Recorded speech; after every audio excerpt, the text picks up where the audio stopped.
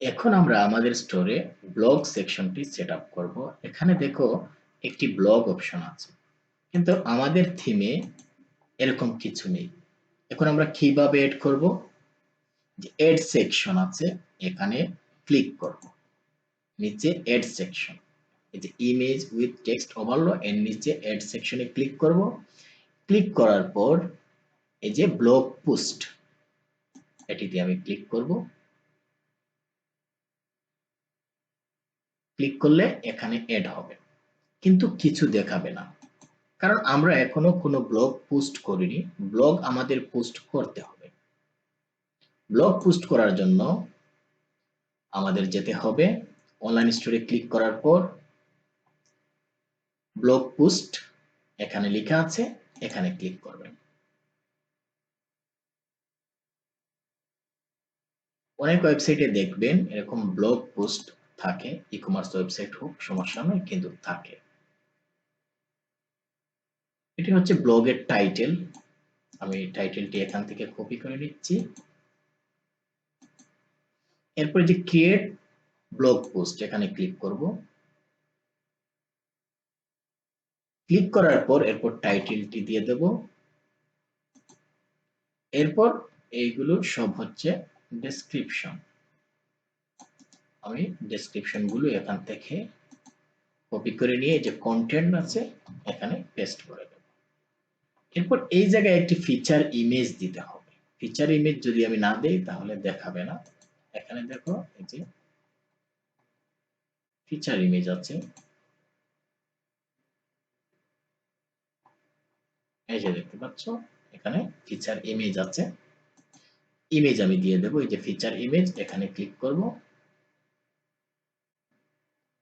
Click করার পর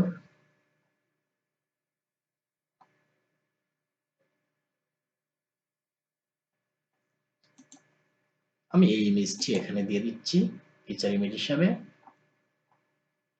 এরপর এখানে ব্লগ নিউজ, এটি হচ্ছে ক্যাটাগরি। আমরা যেরকম ক্যাটাগরি প্রোডাক্টের জন্য দেখেছিলাম, এখানেও আমরা চাইলে ক্যাটাগরি তৈরি করতে পারবো। এই যে এড নিউ ব্লগ, এখানে ক্লিক করে আরো ক্যাটাগরি তৈরি করতে পারবো।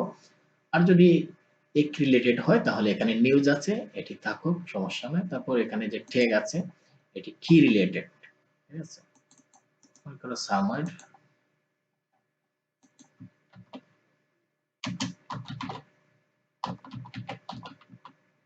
তো এখানে অনেকগুলো ট্যাগ দিয়ে দেবেন। এরপর এখানে ভিজিবলে ক্লিক করবেন, না হলে এটি পাবলিশ হবে না। এখানে অটোমেটিক চলে আসবে স্টোরের নাম অনুযায়ী। আমি যে স্টোরে যে নামটি ব্যবহার করেছিলাম ওই নামটি এখানে চলে আসবে। এতটুকু হয়ে যাওয়ার পর জাস্ট সেভে ক্লিক করবেন। এখান থেকে এডিট করতে পারবেন চাইলে। আমি দেখাচ্ছি, মনে করো আমি চাচ্ছি যে এই টেক্সটটা একটু বোল্ড হবে, তাহলে দেখো একটু বোল্ড হয়ে গেছে। এরপর আমি চাচ্ছি যে এই জায়গায় একটি ইমেজ হবে, তারপরে কালারটা একটু চেঞ্জ হবে। আমি চাচ্ছি যে এই কালারটা একটু চেঞ্জ হবে, তাহলে আমি এখান থেকে কালারে ক্লিক করলাম। কালারে ক্লিক করার পর এরপর দেখো কালারটা চেঞ্জ হয়ে গেছে। এখান থেকে আমরা এডিট করতে পারবো কিছু। এরপর আমি সেভে ক্লিক করে দিলাম।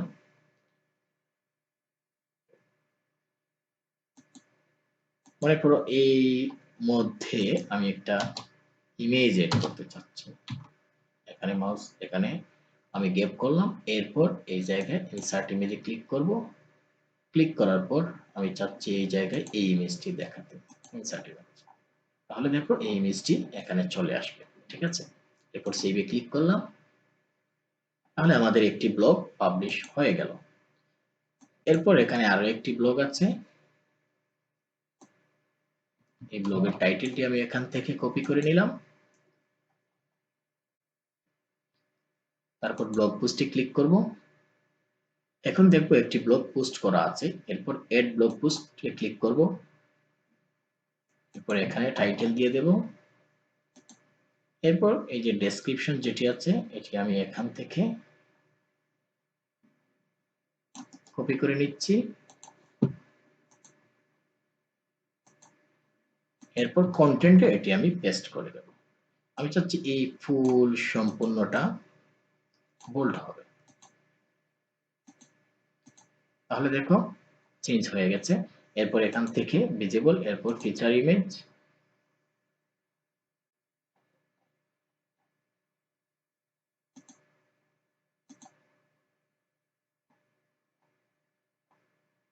আমি চেক দিচ্ছি না আপাতত, আমি সেভে ক্লিক করছি।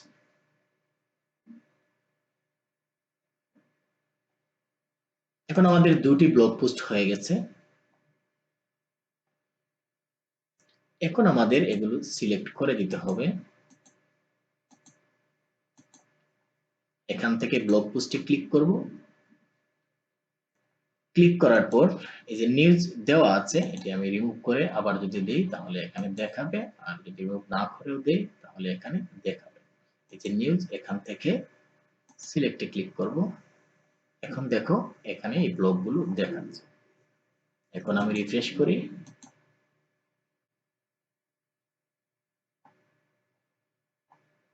এখন দেখো এই যে ব্লগগুলো আমি পাবলিশ করেছিলাম এগুলো এখানে দেখাচ্ছে।